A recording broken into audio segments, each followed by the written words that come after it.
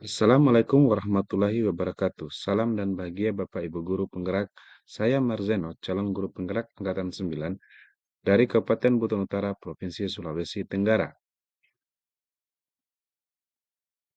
Pada kesempatan kali ini, saya akan memaparkan demonstrasi kontekstual visi guru penggerak. Untuk merumuskan visi guru penggerak, dapat menggunakan pendekatan inquiry apresiatif. Pendekatan ini mengidentifikasi hal baik yang telah ada di sekolah dan mencari cara bagaimana hal tersebut dapat dipertahankan dan memunculkan strategi untuk mewujudkan perubahan ke arah yang lebih baik.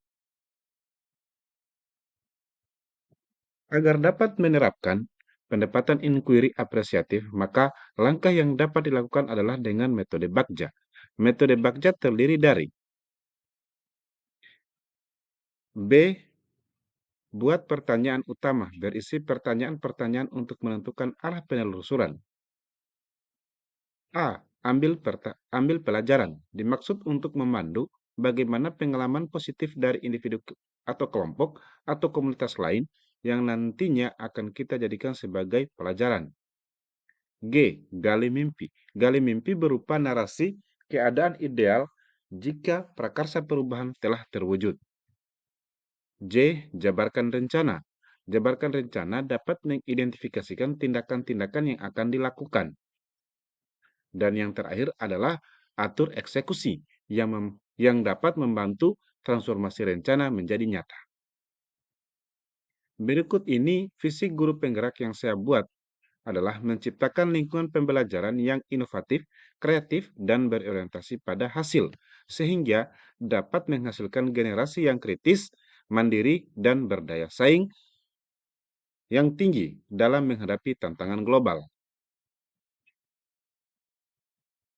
Untuk mewujudkan visi saya tersebut, maka saya membuat prakarsa perubahan yaitu meningkatkan kreativitas dan motivasi belajar peserta didik melalui pemanfaatan teknologi. Adapun tahapan Bagja yang saya buat adalah sebagai berikut.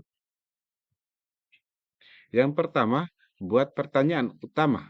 Pertanyaannya adalah bagaimana cara meningkatkan kreativitas dan motivasi belajar peserta didik melalui pemanfaatan teknologi.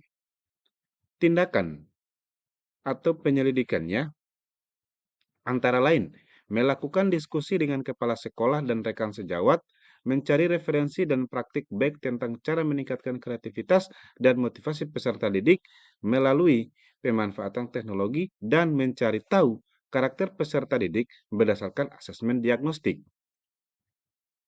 Yang kedua, ambil pelajaran.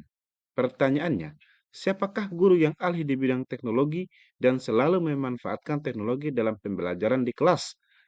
Teknologi pembelajaran apa saja yang digunakannya dan bagaimana memilih media atau teknologi pembelajaran yang tepat agar dapat meningkatkan kreativitas dan motivasi belajar peserta didik. Tindakan atau penyelidikannya antara lain mencari referensi tentang tokoh guru yang ahli di bidang teknologi dan mencari referensi berupa media atau teknologi pembelajaran yang sesuai dengan peningkatan dan kreativitas dan motivasi belajar peserta didik. Yang ketiga, gali mimpi. Pertanyaannya antara lain, apakah pemanfaatan teknologi dalam pembelajaran dapat meningkatkan kreativitas dan motivasi belajar peserta didik? Bagaimana agar pembelajaran berbasis teknologi dapat diterapkan pada guru mata pelajaran lain? Dan apakah ada keterkaitan antara pemanfaatan teknologi dalam pembelajaran dengan dimensi profil pelajar Pancasila? Tindakan atau penyelidikannya antara lain membuat lembar observasi tentang kreativitas dan motivasi belajar peserta didik, melakukan kolaborasi melalui tim teaching untuk memberikan pembelajaran berbasis teknologi dan mencari referensi tentang dimensi profil pelajar Pancasila dan berkonsultasi dengan orang yang berkompeten tentang hal tersebut. Yang keempat adalah jabarkan rencana. Pertanyaannya, apa langkah-langkah untuk memulai membiasakan pemanfaatan teknologi dalam pembelajaran? Apakah media yang digunakan dalam pembelajaran berbasis teknologi dan bagaimana usaha menjaga keberlanjutan pemanfaatan teknologi agar terus dapat dilaksanakan dalam pembelajaran di kelas.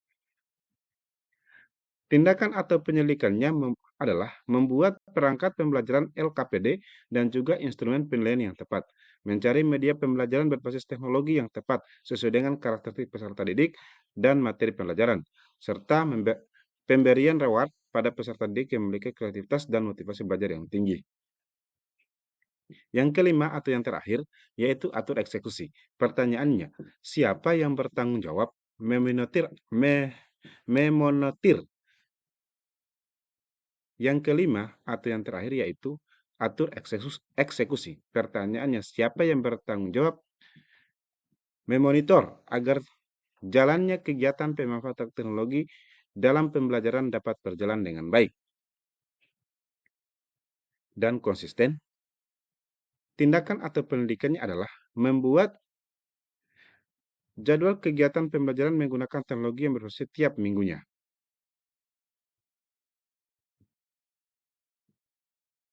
Demikian rancangan tindakan perubahan berdasarkan tahapan Bagja, semoga membawa perubahan ke arah yang lebih baik dengan berpihak pada murid dan terima kasih. Wassalamualaikum warahmatullahi wabarakatuh.